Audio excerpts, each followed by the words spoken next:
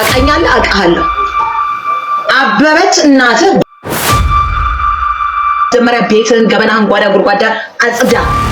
ዘመኑ የጠንቋዮች መንግስት ስለሆነ የባለው ቃቢ በጋሻውም እናቱ ጫት እየበላች እኔ አጠገቤ ቆማ ነው። እረኛ ክርስቲያኖች እስከመቼ ነው የምንገደል?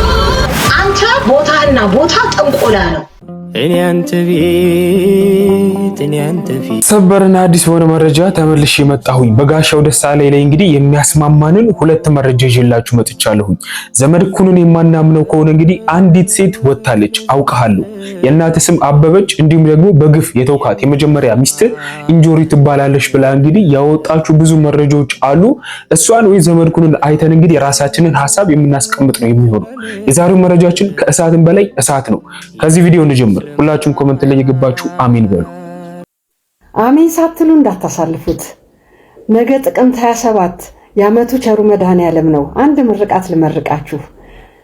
የነገው ቸሩ መድኃኔዓለም አባቴ በያላችሁበት ከክፉ ነገር ሁሉ ይሰውራችሁ። እረኛ ክርስቲያኖች እስከመቼ ነው የምንገደል? እረኛ ባለማተቦች እስከመቼ ነው የምንሳደደው? ግን እኛ የምድር ፍትህ ርቆናል። የሰማዩ ፍትህ ከእግዚአብሔር እንጠብቃለን። አሜን። እናታችን ለላንቺም ያልሽው የተናገርሽ በሙሉ ይደረግልሽ። ሁላችሁም አሜን ማለታችሁን አትርሱ። ወደ ርዕሳችን እንመለስ። ዛሬ ግርግር የለንም። እስቲ የዘመድኩን ሐሳብ እንመልከት። ጠንቋይ እንዲሁም የጠንቋይ ልጅ ነው፣ ሙሉ ነገር ተናግሮታል። እስቲ እናድምጠው። ዘመኑ የጠንቋዮች መንግስት ስለሆነ የባለው ቃቢ የባለ አውሊያ ልጆች የነገሱበት ጊዜ ስለሆነ በጋሻውም እናቱ ጫት እየበላች እኔ አጠገቤ ቆማ ነው ያየኋት። እሱ ታስሮ መጥቶ ጥቁር ያሉ እናት መቼም እናት ናቸው። እንዴት መጣሽ? እንዴት ልጠይቂ መጣሽ? ማን ያለሽ? እንዴቱ ምን ናቸው ስለው እናቱ ናቸው ምናምን አለ እና በዛ በጥንቆላ እዚህ አትግባ፣ እዚህ ቤተክርስቲያን ተመለስ የሚሉት እናቱ ማለት ነው። ዲላ ያላችሁ ተናገሩ፣ ወጣ በሉ።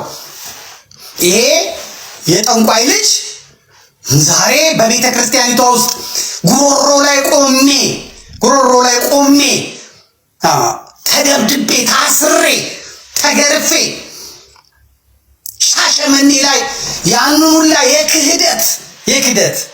የክህደት ስብከቶቻቸውን መርዛቸውን አውጥተው አቃጥለው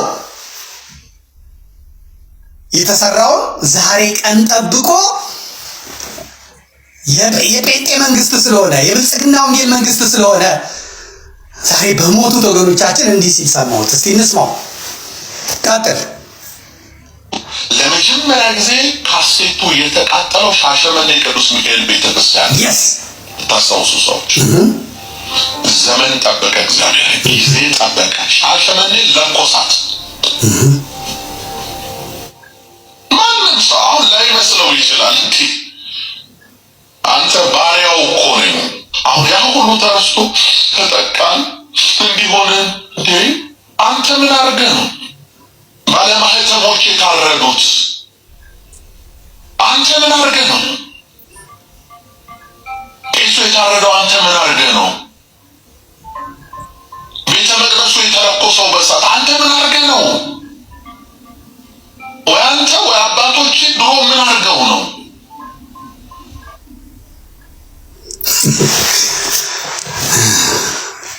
እኔ ብዙ ምለው የለኝም፣ ለወዳጆቹ እንዲሰሙት አርጌ ቅዱስ እንደ በጋሻው አባባል ቅዱስ ጳውሎስ በሮማ አደባባይ በሰይፍ የተቆረጠው ምን ሆኖ ነው? ምን አድርጎ ነው? ቅዱስ ጴጥሮስ በሮማ አደባባይ በዝቅዝቅ የተሰቀለው ቅዱስ ጴጥሮስ ምን አድርጎ ነው? አባቱ ምን አድርጎ ነው? ቅዱስ ቶማስ ሰውነቱን ቆዳውን የተገፈፈው ሐዋርያው ምን አድርጎ ነው? አባቱ ምን አድርጎ ነው? ክርስቶስ ኢየሱስ በቀራንዮ አደባባይ ላይ የተሰቀለው ምን አድርጎ ነው? ዘመን ጠብቆ ማን የተበቀለው ክርስቶስን? አንተ የጠንቋይ ልጅ፣ አንተ አጋንንት ሳቢ ልጅ መልስ። ሐዋርያቱ የተወገሩት ሐዋርያቱ የተደበደቡት ምን አድርገው ነው? በኔሮን ቄሳር ሳር ያውላ ክርስቲያን የታረደው የተቀጠቀጠው ለአንበሳ የተሰጡት ክርስቲያኖች ምን አድርገው ነው? በዲዮቅልጥያኖስ ጊዜ እነዚያ ሁሉ ክርስቲያኖች የታረዱት ለአውሬ ለአንበሳ የተሰጡት ከላይ አንገታቸውን ከስር ባታቸውን የተቆረጡት ምን አድርገው ነው?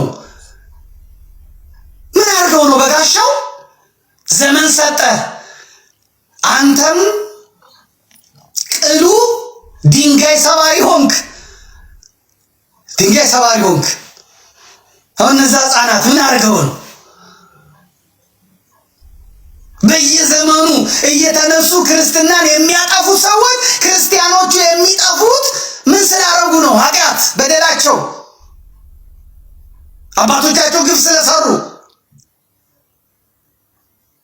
ምን ታረግ? ምን ታረግ? ዘመኑ ያንተ ነው። ጊዜው ያንተ ነው። ጊዜ ያንተ ነው። በአሩሲ የታረዱ ያሉት ክርስቲያኖች አባቶቻቸው እንትን ስላሉ ያንተ ካሴት ስለተቃጠለ ነው። ሻሸመኔን አላሁ አክበር እያሉ ያወደሙት ስላደረጉ ነው። እንግዲህ ድምፃቸውን ስሙ።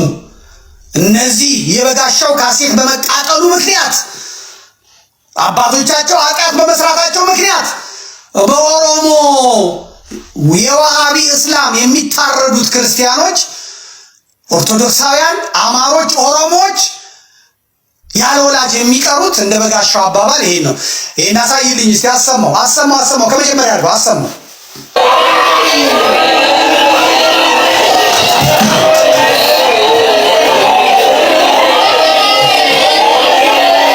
የዘመድኩንን ሐሳብ እንደተመለከታችሁት ነው። በጣም የተገረምኩበት ነገር ነው። ዘመድኩን በቀለን እኔ በግሌ የራሳችሁን አመለካከት ኮሜንት ላይ አስቀምጡ። ታምኑታላችሁ ሳታምኑትም።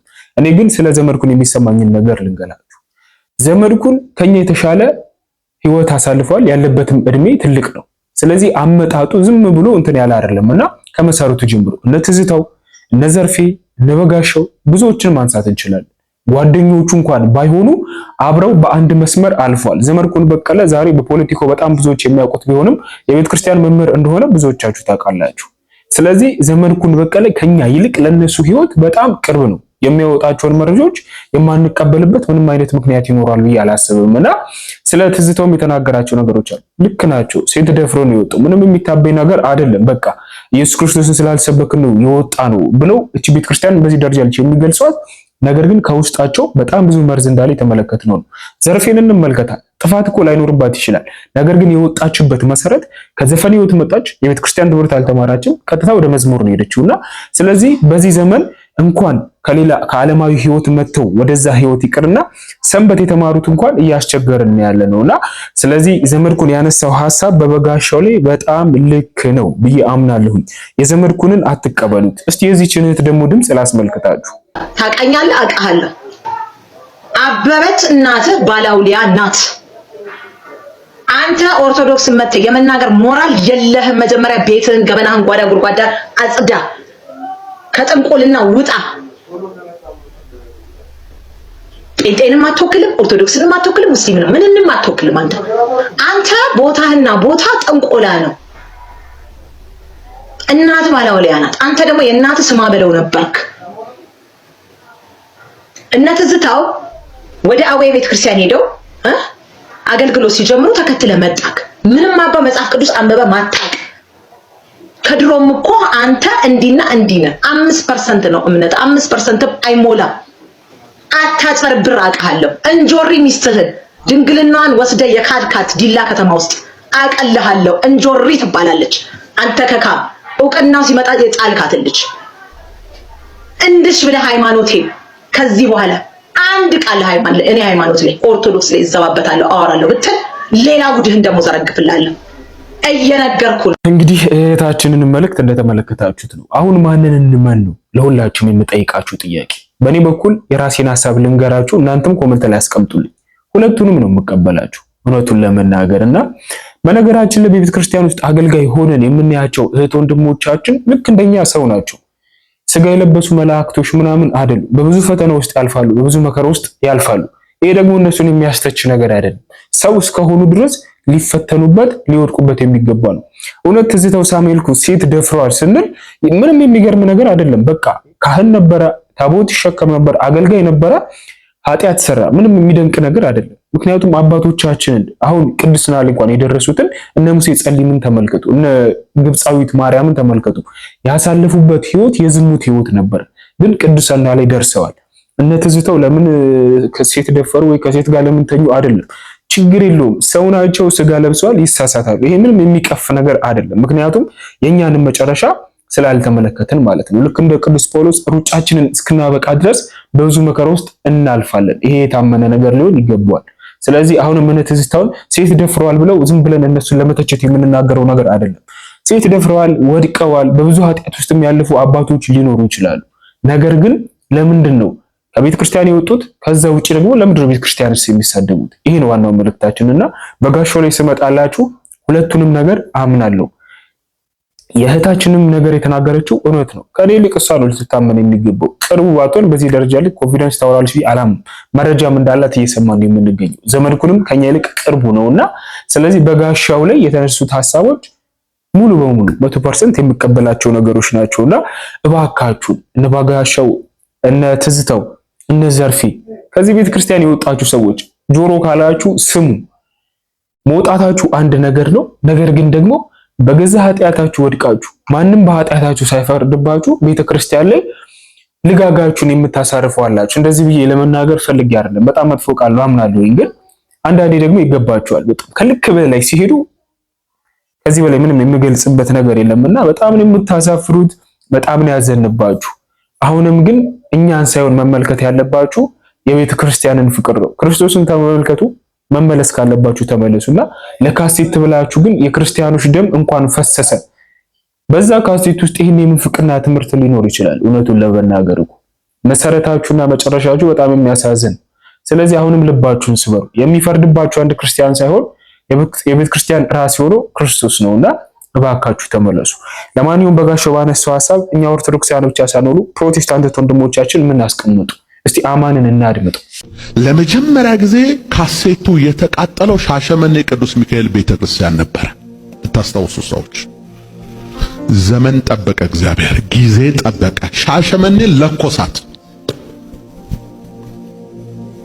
ማንም ሰው አሁን ላይመስለው ይችላል። አንተ ባሪያው እኮ ነኝ፣ አሁን ያ ሁሉ ተረስቶ ተጠቃን እንዲሆነን እንዴ? አንተ ምን አርገህ ነው ባለማህተሞች የታረዱት? አንተ ምን አርገህ ነው? ቄሱ የታረደው አንተ ምን አርገህ ነው? ቤተ መቅደሱ የተለኮሰው በሳት አንተ ምን አርገህ ነው? ወይ አንተ ወይ አባቶች ድሮ ምን አርገው ነው? በበጋሻው በኩል የተላለፈው ይህ ክሊር የሆነ የጥላቻ ንግግር ፕሮቴስታንቱን የሚወክል አይደለም።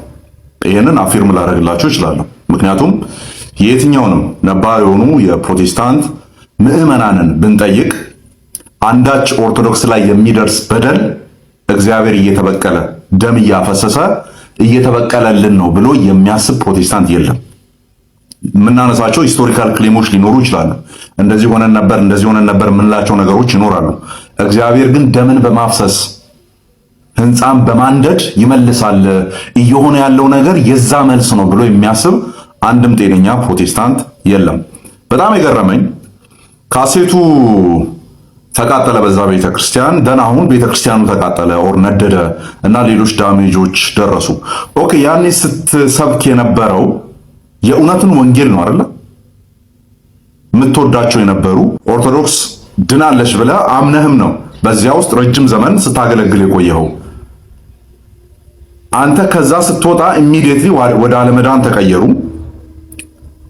ከዛ ጥላቻ አደረ ነው። እንደዛ ነው። ድነት እንደሚያስፈልጋቸው የምናምን ከሆነ ሞታቸውን ሰለብሬት እያደረግን እንዴት ወንጌልን እንሰብካለን ማለት እንችላለን? መጥፋታቸውን ሰለብሬት እያደረግን በምን ተአምር ነው ሊሆን የሚችለው? እንደዚህ የሚደርስባቸው ጉዳት የማያመን ከሆነ በምን ተአምር ነው እንወዳቸዋለን ክርስቶስም ይወዳቸዋል ልንል የምንችለው?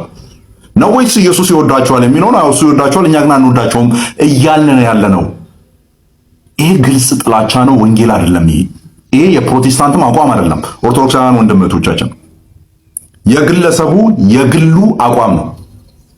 ካሴቱ ስብከቶቹ ምናምን ተቃጥሎ ስለነበረ አሁን እዛች እሱ ቆሞ ባገለገለበት ቤተክርስቲያን እንደዚህ አይነት ነገር ስለተፈጠረ በቃ እግዚአብሔር የኔን ጉዳይ የተበቀለ ነው ብሎ አስቦ የተናገረው ጉዳይ ነው ካሴት እንጂ ከሱ ጎን ሌሎች ፕሮቴስታንቶች ቆመው ልክ ነህ ያንንማ የተፈጠረውን ነገር እግዚአብሔር ቀን ቀጥሮ እየተበቀለልህ ነው ሊል የሚችል ጤነኛ ፕሮቴስታንት የለም። ድቤቶችን እናረጋለን፣ ውይይቶችን እናረጋለን። ኦኬ ግን የጠፋችሁ ከእግዚአብሔር መንግስት ቶታሊ የተቆረጣችሁ አድርገን እየተመለከትን አይደለም ዲስከሽን የምናደርገው። ኦኬ የምንቃወማቸው ነገሮች ሊኖሩ ይችላሉ። እሱን ኦብጀክቲቭሊ እንወያያለን እንጂ አንዱ የአንዱን ይሄ መጥፋት በሚመኝ አይነት ሜንታሊቲ ላይ ተቆሞ ሊሰራ የሚችል አንዳች ወንጌል የለም። ይህንን ሳፖርት የምታረጉ ፕሮቴስታንቶች ጤናችሁ ያሳስበኛል። እኔ ኦኬ ሃይማኖቱን ተውት። ክርስትና እዚህ ምድር ላይ ከመግባቱ በፊት ኢትዮጵያዊ ሆነ ኖረናል። ኖረናል። ቢያንስ ሀገራችን አንድ ናት። ጉርብትና አለ፣ ሌላም ነገር አለ። እንደዚህ እየተጠረቃቀሙ የሚመጡ የሃይማኖት ትንኮሳዎች ነግበኔ ነው። ኦኬ ነግበኔ ነው። በጣም አደገኛ ናቸው። ጤና ቢስ ናቸው። እንደዚህ አይነት አካሄዶች ሳፖርት ልታረጉ አይገባም። ኦኬ በቃ ምንም ነገር ይሁን ዋናው ነገር ኦርቶዶክስ ላይ ድረስ እንጂ ተብሎ መሰባሰብ አያስፈልግም በእንደዚህ አይነት ኢሹ ላይ ማለት ነው።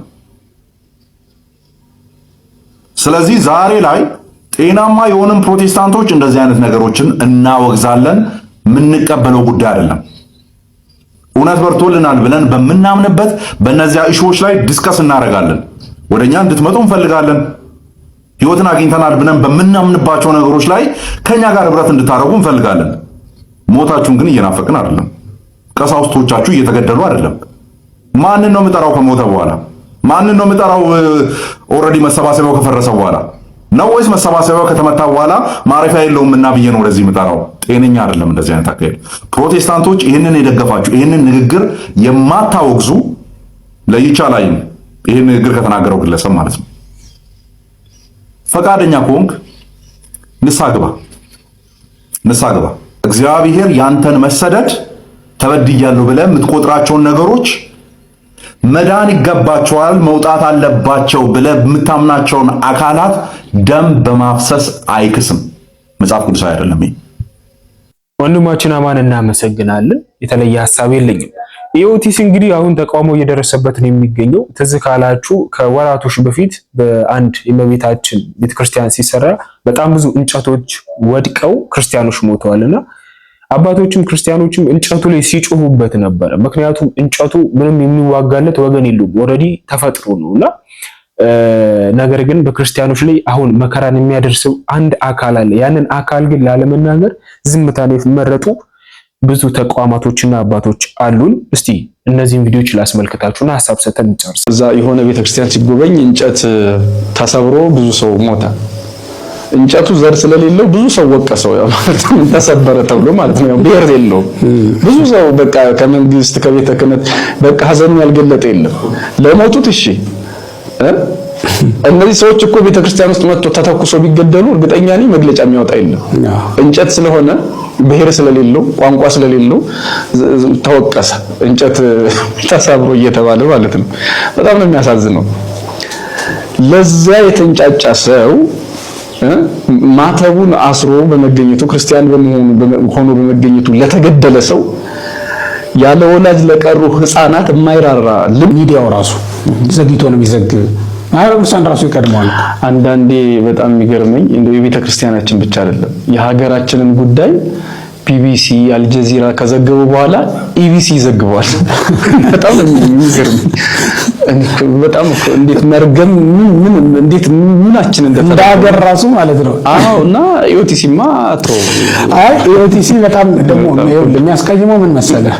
አሁን እንዲህ አይነት ሞት ዜና ሲሰማና አስደንጋጭ ጉዳይ ሲፈጠር ዜናዎቹ ራሱ እኮ መቅረት ይችላሉ። እንዴ ምንድነው ልማት? ምንድነው ህንጻ መጎብኘት? ለቤተክርስቲያኒቱ አጀንዳ ነው እንዴ? እኮ ሁለተኛ ሰከንዳሪ ኢሹ ነው። በቃ ምንም እንትን አይደለም። ዋና የምትለው ነገር አይደለም። ልትተው የምትችለው ነገር ነው። መንግስት ቢሆን ዜና ያቆማል እኮ።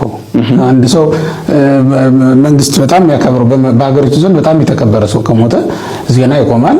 ደግሞ ደጋግሞ ያችኑ ነው የሚያቀርባት። እንዲህ እንኳን አይደረግም። ሞታቸው ለምንድን የማይከበረው?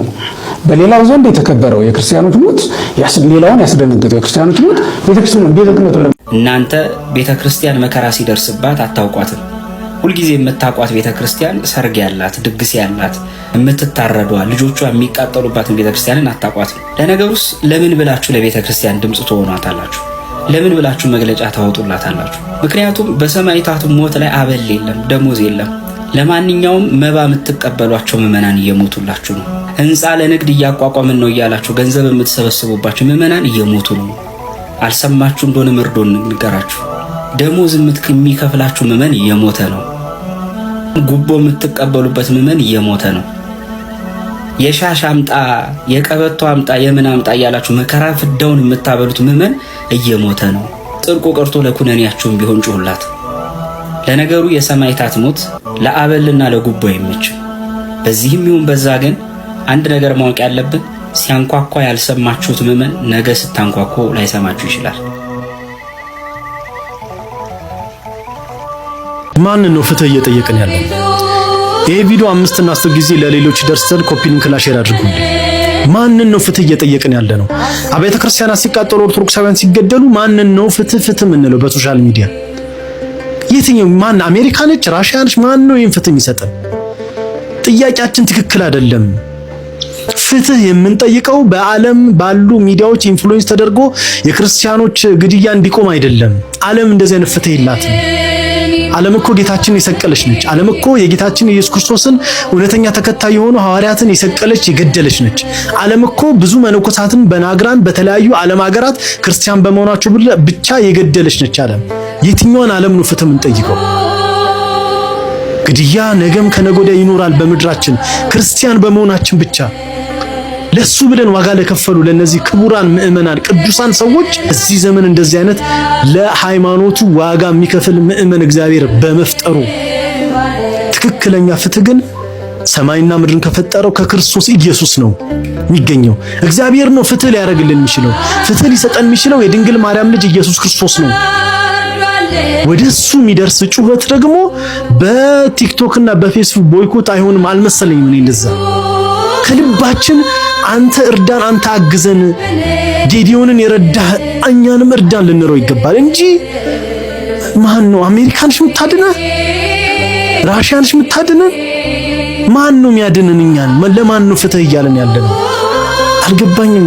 ኢኦቲሲ እንዳላወራላችሁ ስለ ቻናሉ ምንም አይነት በቂ ዕውቀት የለኝም። አንዳንድ ሰዓት ላይ የተወሰኑ ወቅቶች ላይ የምታዘበው ነገር አለ። ለምሳሌ ወንድማችን እፎይ ትዝ ካላችሁ በእስልምና ውስጥ በጣም ብዙ ጥያቄዎችን አንስቶ ይገደል ሲባል ነበርና አንድ አባት ወጥቶ ለምን ይገደላል እስኪሸሽ ድረስ እንግዲህ ለምን ይገደላል ቤቱ ድረስ ሄዶ ሊገሉት ነበርና ልጃችን ነው ለምን ብፁዕ አቡነ አብርሃም ናቸው ሲናገሩ የሰሙት እውነቱን ለመናገርና አንዳንድ መምህራን እነ መምህር ጳውሎስ ነው የሰሟቸው።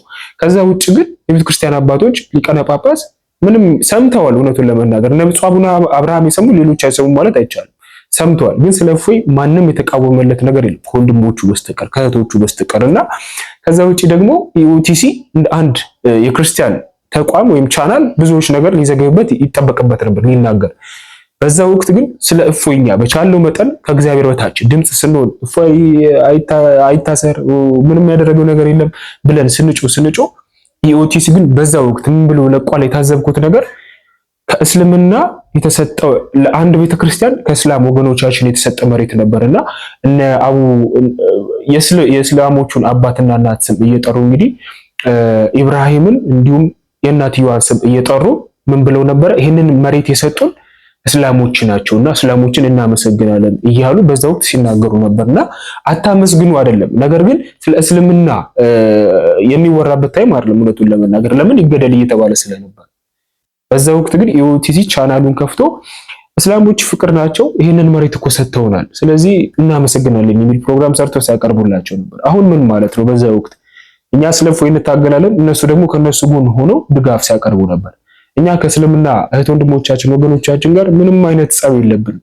ነገር ግን ያንን ርዕስ ያነሳችሁበት ወቅት በጣም የሚያሳዝን ስለ ኢዮቲ የምናገረው ነገር ቢኖር ይሄ ነው። ከዛ ውጪ ደግሞ መምህራችን የተናገረው ነገር ልክ ነው። ጉቦም የምትቀበሏቸው እንዲሁም አስራት እየወሰዳችሁ ደሞዛችሁን የምትቀበሉባቸው ክርስቲያኖች እየሞቱ ነው ያሉት። እስከ መቼ ነው ዝም የምትሉት? ፍትህ ለአርሲ። አሁንም ይሁን ድምጻችንን እናሰማ። ስለ በጋሻው የሚሰማችሁ ነገር ኮሜንት ላይ አስቀምጡ። ቸር እንቆይ። የሚመስል ማንም የለም